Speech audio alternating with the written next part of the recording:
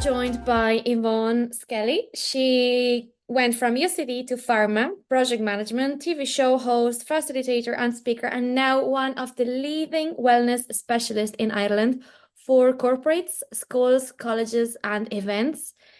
Yvonne is often described as the socially conscious leader with a community of wellness experts and facilitators from Ireland and around the globe. Yvonne, thanks so much for being here today. Thank you. It's a pleasure. Thank you so much for inviting me on. How did you end up where you are right now, with guests around? Because I've met you so many times, and I must say, you're how calm you are. It's so contagious. It's just you have it in you. It's not, sometimes I pretend that I'm calm, but I'm not. And that's Yeah. also contagious. But it just feels so safe when I'm beside you. It's like, she got this. She got this. Wow. I'm Yeah. very humbled by that. How I got to do what I do, I think it's something that I've always felt even from a very young child, a sense of being in service, a sense of wanting to make a positive impact in the world and to create something that was helping to empower people, helping people to understand their true essence, their true ability, their creative force. So I guess I set up my company. This journey has been very much a personal self-healing journey because I think we're in an age where leadership really has to be fully embodied. So a lot of leaders of old would be very much saying one thing and doing another behind closed doors. And I always felt that if I was going to set up a company, if I was going to make a positive impact in this world, I had to be a living embodiment of what I'm trying to inspire people to be, whether that be in a personal capacity in my everyday life or through my business. So my journey has really been a self mastery journey. I'm still there. It's an ever evolving. I'm still getting there. It's an ever evolving journey, but it's one where I really want to lead by example and work through my own little woundings or whatever, so that I can be that peaceful, joyful, and genuinely authentic presentation to the world, which is who I am in my everyday life. Yeah, I was gonna ask you because you mentioned there about leadership. What does leadership mean to you? Is it that sense of helping others and leading by Yeah. example? I think leadership for me is about like that, being very authentic in how you lead. So you can't, for me, I don't think you can lead people properly, or leadership is about being the visionary, being the person that can show through your life, through how you walk every day, inspiring people and holding that vision and inviting people to come walk with you. That's leadership. But you can only really do true leadership if you're very authentic and you have integrity and you're willing to walk. It's about walking side by side with people and encouraging people to walk with you in their full potential. To me, that's leadership. It's about inviting people to be all they can be and showing people they can be all they can be through your own example. So it's really about pushing your ego all the way down. Yeah. There's no Yeah. room for ego, I feel. Ego can cause a lot of chaos in the world, and true leadership is about having humility and having grace and having a sense of service to others. It's like selfless service to people. Yeah. And how do we get there in a world that's so busy and there is so little time for self-care and to connect with ourselves? So what are the things we can do in our daily life? Yeah. And I think in our daily, I think first of all, you have to hold the intention that you want to connect with yourself. Because like you said, a lot of people are so busy that they don't know, they're not connected to themselves and they're not connected to each other. Because you can only connect with another person as deep as you connect with yourself. So I think a part of making positive change in That's the really world, powerful, actually. You say yeah, that one more time. you can only connect with others as deeply as you connect with yourself. That's So so if you powerful.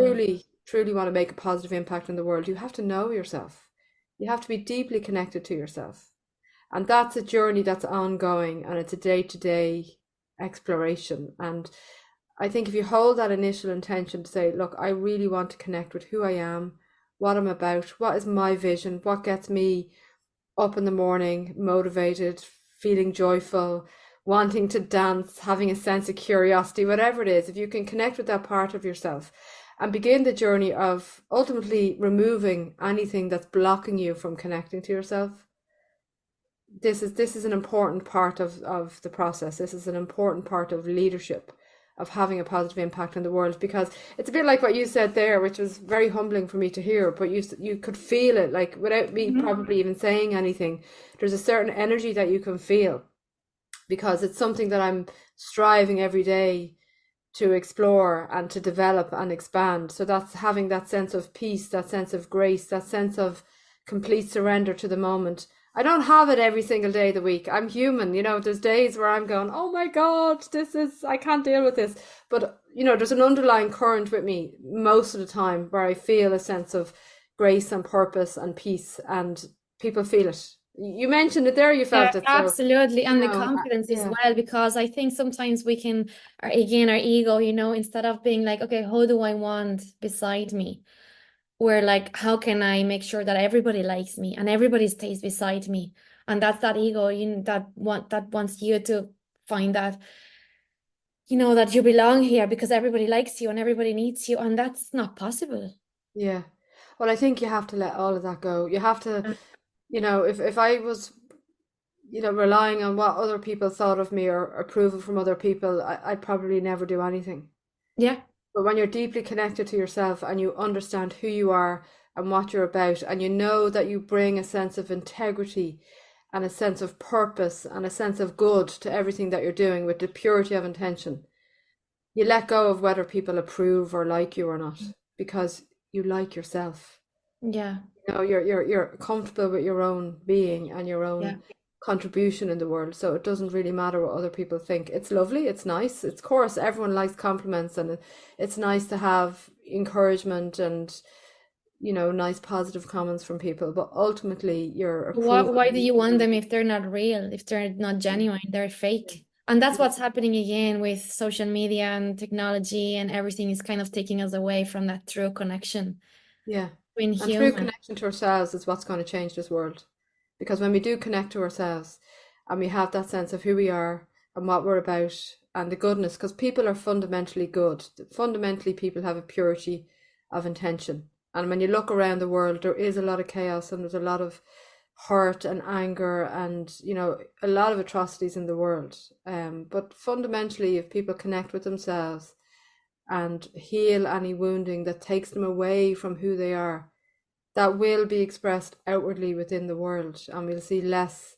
chaos and more peace and more joy and more playfulness, which is what Yeah. children teach us every day.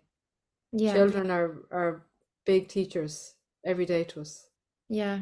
If Yeah, only we could all see that yeah, instead of yeah, thinking, oh, we already know everything because we're the adults here, and yeah, pause a little bit and watch. They could teach us so much.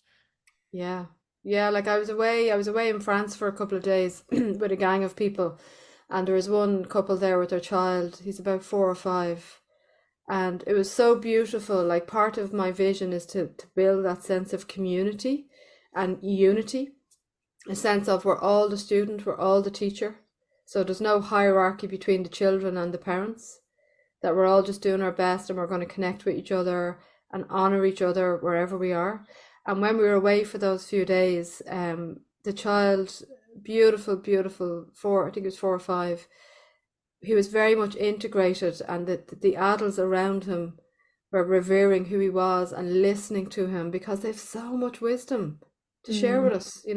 And we were doing like energy work and meditations at sacred sites and stuff, and the child was truly held in high regard for his contribution, and to see him beginning to blossom when the people around him, and this is something that as parents we should be encouraged to do, because we're kind of programmed to think it needs to be a certain way, and we need to teach kids, this and that, and school and structure, and yes, they need some of that, but they also need to be heard, to be Yeah. listened to. They have a lot of wisdom, and they can perceive the world quite differently because they're not quite as programmed as us adults.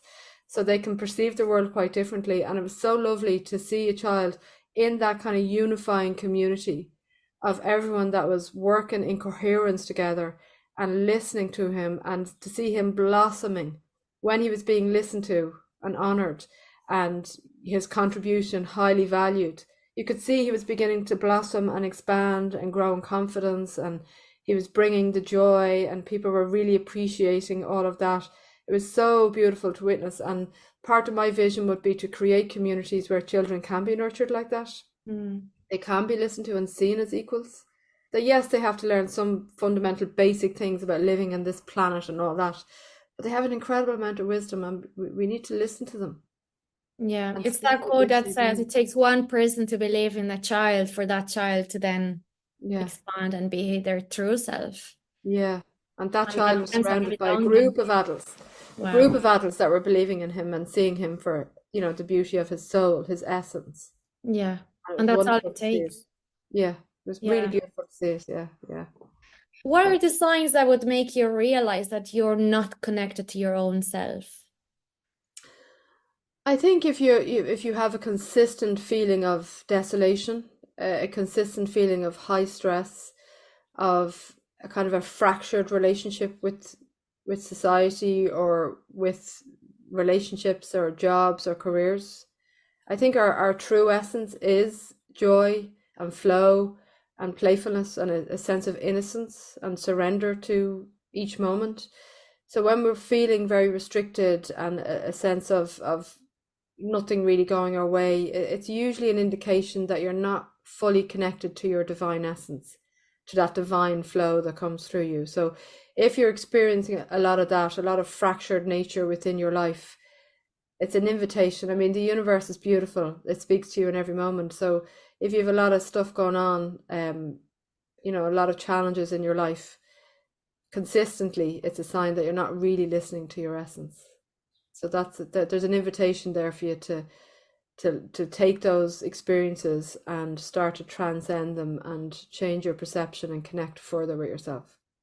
And Yeah. then once you are aware of those signs, what would you do next? Would journaling maybe help?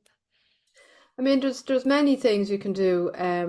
I can only speak to what I would do myself. So I would spend quite a lot of time in silence and in solitude, um, because the world is very noisy and very busy. And if you can do it in nature, even better. So take yourself off for a walk. Now I know it's not always practical when you have a young family and partners and jobs and everything, but if you can try and dedicate some time, even if it's 5 or 10 minutes, where you're sitting in solitude, in silence, in stillness, preferably in nature, because nature is designed to bring us back to harmony, Yeah. designed to help us connect with ourselves, to create that coherent field. So definitely stillness and silence and a bit of solitude, because then you can kind of block out all the noise around you and start to listen. And one very simple thing I do, a friend of mine does it a lot as well, put your hand on your heart and just watch your hand rise and fall with your breath. It's an amazing thing to do, just to bring yourself right into the moment and just check in. How are you feeling? How's your body feeling? Where is the emotion? Do you have restrictions? Do you have a pain? So taking time for a bit of internal inquiry is important. And then there's loads of other things you can do like that. You can do more extensive meditation, you can do body work. Eating well is important, I feel. A lot of us eat stuff that's not great for us, and at the end of the day, if you put a lot of toxic stuff into your body, your body is an energetic field. It's a very subtle energetic field with many layers to it: mental, emotional, physical, spiritual. And if you're putting stuff that's quite a lot of chemicals in it, a lot of toxicity in it, and I'm talking about processed food, stuff like that, of course it's going to impact all elements of your existence. So it is important to drink good water, eat good food, and eat food as close to its natural state as possible. And maybe even eat slightly less food than you need to, because I think sometimes we overconsume. And I can say that after being in France for a few days, eating lots of stuff, It's I'm the kind of like, balance, I just isn't want it? juice It's now. real noticing and then going back to Mm, basics and to what you yeah. really So need. good food, silence, you know, a bit of body work. I mean, for me, I love to dance. You know, it doesn't have to be working out in the gym like a mad thing. If that's what gives you joy and makes you feel good, go for it. I prefer to dance. So, and try to, and it works. Like, I remember speaking at an event recently and somebody said to me, well, how do you keep yourself motivated? Because I'm human, like we all face challenges on the nature of the way the world is at the moment. So all of us are experiencing challenges in some capacity. Um, and whenever I'm feeling down, I'll just put on music and dance and just allow and free flow dance and allow all that energy, you know, because we can't separate ourselves from our physical body. Yes, we're spiritual beings, but we're inhabiting this physical vessel. So look after it, honor it, you know, give it love, treat your body like a temple. But our body holds a lot of energy and tension, whether it's our own or stuff we pick up through just being in this world.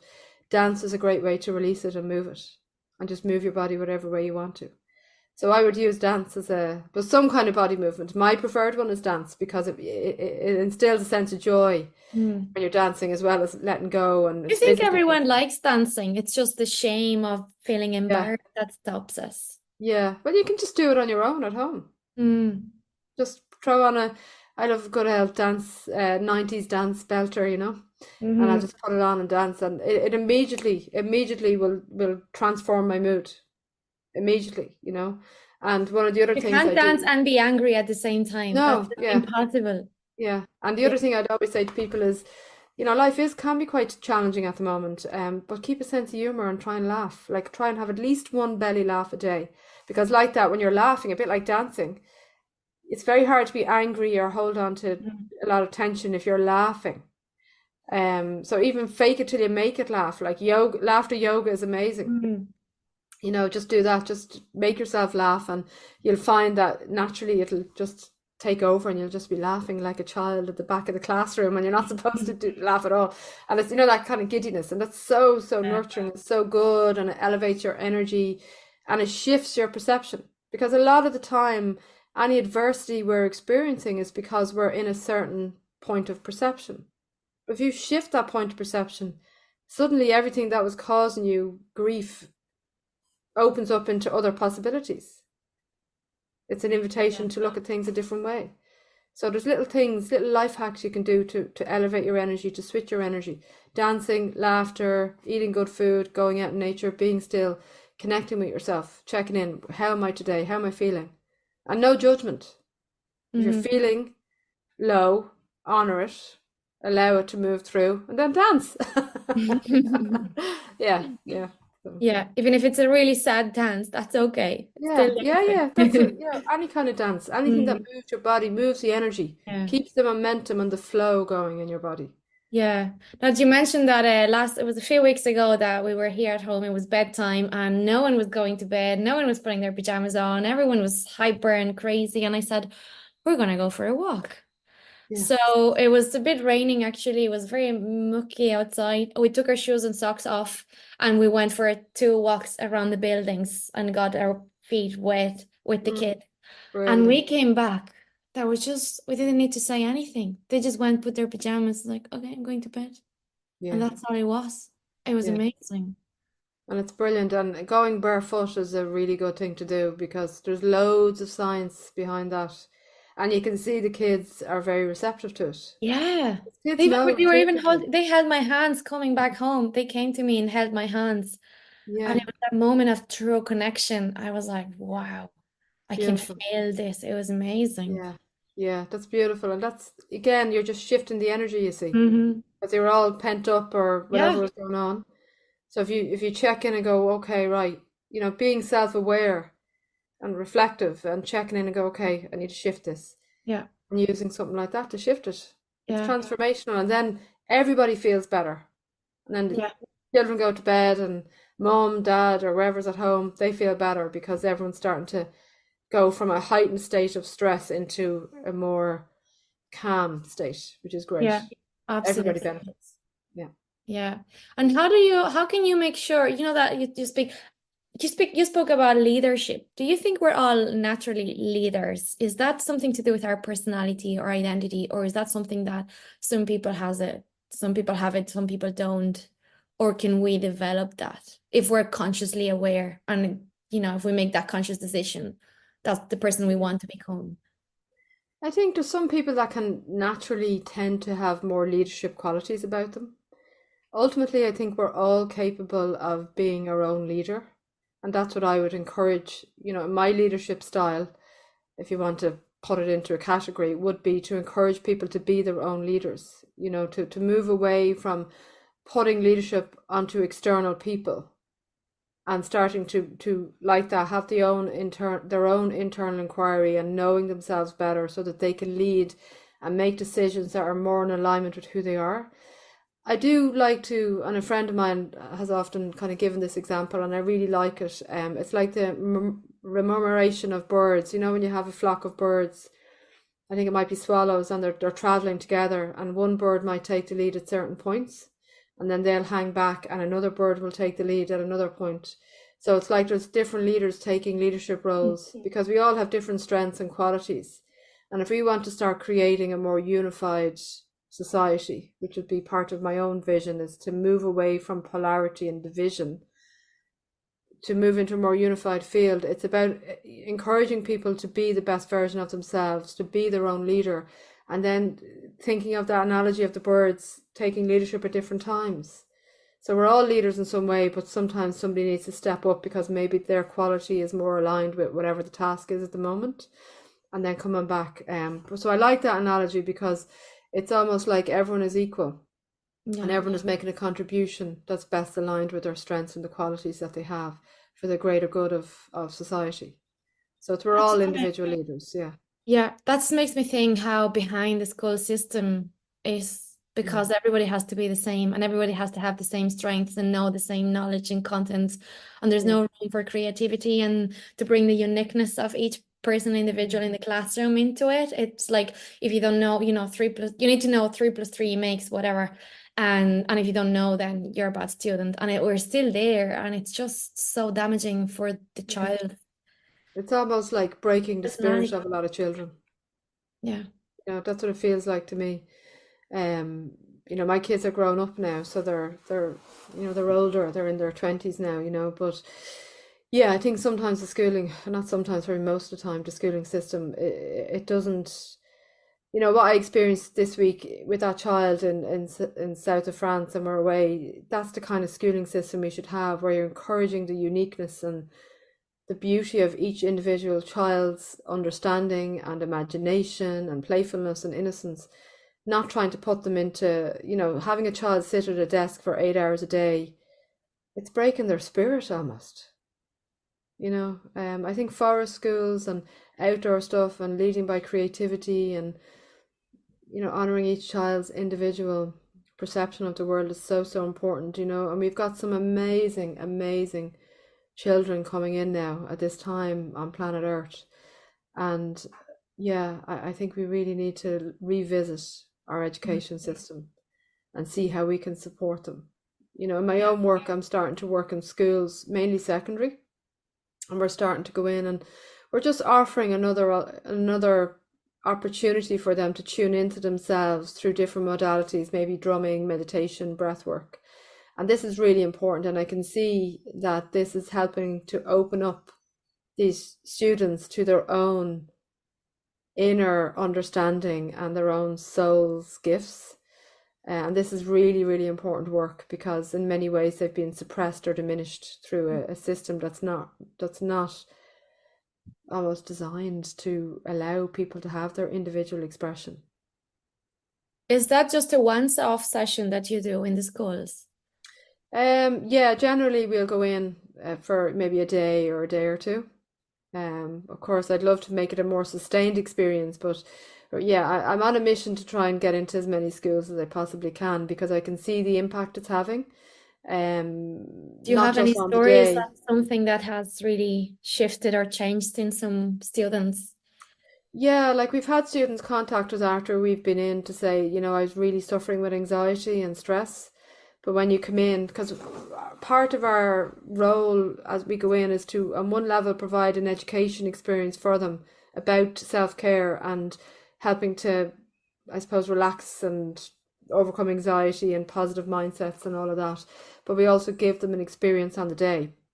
So we have had student contact us afterwards to say they enjoyed the experience on the day, but that we've also given them something to take home with themselves in order to help manage their anxiety and their stress, because there's no doubt a lot of the students are suffering with anxiety. There's almost like a mental health pandemic happening in our schools with younger and younger ages, not just secondary, it's even filtering into primary. And these children need support, and the system is not working for them. So they need that support to empower themselves to manage their own mental and emotional well-being. Where's that anxiety coming from? I mean, I think the way society is designed in many ways, I think technology, COVID didn't help with that, because it disconnected a lot of people physically, socially, which is very important for that age group. Haven't recovered from that They yet. haven't recovered, so we're seeing the aftermath of that separation and that isolation. I think we're in a digital age where a lot of them are communicating through their phones, they're on screens. I mean, that's all creating, neural pathways that are not very nourishing to the spiritual essence of these children. And just the nature of the world. I mean, look at the world around us. There's so much happening in the world. And these students are very sensitive, beautiful souls who are finding this harshness of this reality quite difficult. That's my own sense of it. That's more of a spiritual consciousness perception of it, but that's my own sense of it. There's many different, it's almost like a perfect storm that's come together to create these high levels of anxiety and self-doubt, and they are highly empathic beings that are finding it very difficult. So the work of us going into schools, I feel, is really, really important, because we're empowering them, we're giving them information, we're giving them techniques that they can go off and develop and explore to help them connect with themselves. And these are the generation that are bringing in the new society, the more unified consciousness. So they need our support. They need elders like myself. You're only a young one, but they need older people like myself that are maybe on a path quite a long time in developing our own self-mastery, ongoing, of course, because none of us have it figured out, but they need people to support them and show them the way and to hold that space for them as they explore. Once they are in tune with themselves and understand their true potential and their true power, they'll create magic in this world. This world will change exponentially overnight as soon as these children are supported and encouraged to be all they can be and to remember who they really are and That's not give their amazing. power away. Yeah. Yeah. And it's really just to give them hope and to Yeah. know that there is another way, and then they can go on and find out more. Yeah. Yeah. Yeah. They need to be given hope. They need to understand that they have the power. Mm. That it doesn't matter what's happening in the world, and adults too. And this is where the parenting can come in, because you need to be a leader. If you truly want to parent your kids and inspire your kids, you have to be an embodiment of what you want them to be. They're not going to do as you say, they'll do as you do. They'll get the programming and the energetic imprint of how you move in the world through watching you and observing you. So as parents, we have to take an honest inventory of ourselves and how we are behaving and expanding or contracting or whatever it is. But the children need us adults to lead the way, lead by example, and hold the space for them. Yeah, that's actually I was speaking with someone recently, and I said, oh, my daughter struggles with something. Where did that come from? And she said, look at you. You struggle with the same thing. So sometimes it's not that we are a role model for them and they copy us, but sometimes, and all of the time, they are a mirror and we can see ourselves. And if we slow down and look through it, we can see our own struggles. So it's not about changing them. It's about they're showing me what I need to change about myself, and then they'll follow. Yeah, yeah, yeah. And children can be a mirror. They're very energetically connected to us, particularly under the age of 7, 8. So they can energetically take an imprint of how we are in the world. So they show you. Yeah, Mm. they can So show my you. parent said to me today, my 4-year-old hates me. He absolutely hates me. And I said, has he said that to you? And she said, no, he clearly shows me every day that he hates me and everything is a fight. Okay. What do you think about that? Because a mom is the most precious thing to a child. Yeah. Yeah, I mean that's difficult for a mum to hear. Mm, Um, I would invite the mum to sit and see how she feels about herself. mm. Has she got a lot of stuff? And I'm saying this with no judgment, by the way. Yeah, I don't know anything about the We're all backstory. learning in this Absolutely, world, yeah, but is there stuff within herself? Is there, is she lacking in a sense of self or self-worth? Is there yeah. self-loathing there? Is there something going on, maybe old wounding? Is there something else going on for the child? You'd have to look at everything that's going on around, but Yeah, the child is presenting something, it's mirroring something. yeah, And as a parent, it can be, you have to take responsibility for how you're expressing your life. So the child is picking up something somewhere. So yeah. absolutely. And how important it is to keep. I think when we become a parent, our identity changes a lot. Mm, And I kind of lost my own identity. I didn't know who I was for so long because it was that transition, that really long transition mm. between, myself as a woman or as whatever, and then myself as a mom then, and then myself as both together, or an entrepreneur, or how do you make sure you keep true to your own value? Are you, or I suppose it's just being aware of your values and Yeah. going back to that. Yeah, I mean, I said my children are grown up now, but certainly when they were younger, my whole identity was as a mother. And I dedicated my life to them, to looking after them, and they took precedence over everything else. In my older years of wisdom, of course, children need their parents and they need them to be there and look after them and nurture them and do the best they can for them. It is important to carve out time for yourself because it can be a big identity crisis. Suddenly you're this independent woman and then you have this responsibility because it's almost like an overwhelming responsibility, and we probably don't talk about that enough. When you suddenly become a mother or a father, there's this overwhelming sense of responsibility and the lines of who you are become completely blurred. If I had any kind of nugget of wisdom to share, it would be to try and carve out a little bit of time for yourself, for your own identity and your own wishes and your own vision, because the more you can be in your own power and be, an embodiment of what you're here to do, it actually inspires your children more and more. So, yeah, it is a difficult one. The lines get blurred, but just allow time for yourself if you can. I mean, it's not always possible if you don't have the support network or you don't have somebody to take the children for an hour or two. But it's try and carve out time for yourself, and it's that 5 minutes of stillness of connecting with yourself, or Yeah. 10 minutes, just staying in tune with who you are as a separate entity beyond all the other responsibilities that you have. That's very powerful. And I've been actually feeling so guilty myself, as we all do, because I've been working so much with the business and everything. And it was only my daughter said to me the other day, Mommy, when I grow up, I want to have a job like yours. And I said, Oh, what's a job like mine? And she said, A job that makes me happy. Oh, Like, amazing. here's me feeling guilty, and look how much she's learning that she wants a Yeah, job that makes her happy, and that's possible, and she's in control of that. yeah. That's beautiful. There, that's life. She has it sorted. I know, like, okay, That's it. bye. She's figured out life. She's figured out life, and you've inspired her. Yeah, Yeah. yeah, So yeah, it's just really like if yeah, you're true to yourself and you show them that and share them and make them be part of it as well and share yeah, your excitement and everything. yeah. That's Nothing. beautiful. I Yeah. love that. That's really I'm like, beautiful. That's oh, all I you love want is that. for your kids to be happy. Like I remember my son said to me, like he's 22, 23 now, and he got a place in college and he got an opportunity to do an apprenticeship. And he said to me, Mom, would you mind if I didn't do college and I did the apprenticeship? And I was like, son, I don't, all I'll ever ask you is, are you happy? Are you Yeah. fulfilled? Is your life bringing you joy? So I don't care what you do with your life once you're happy and you're doing what makes your heart sing. So, do whatever makes your heart sing. Yeah. So Yeah. he's doing a That's job all. and he loves that and he's fully qualified now and but that was my answer to him.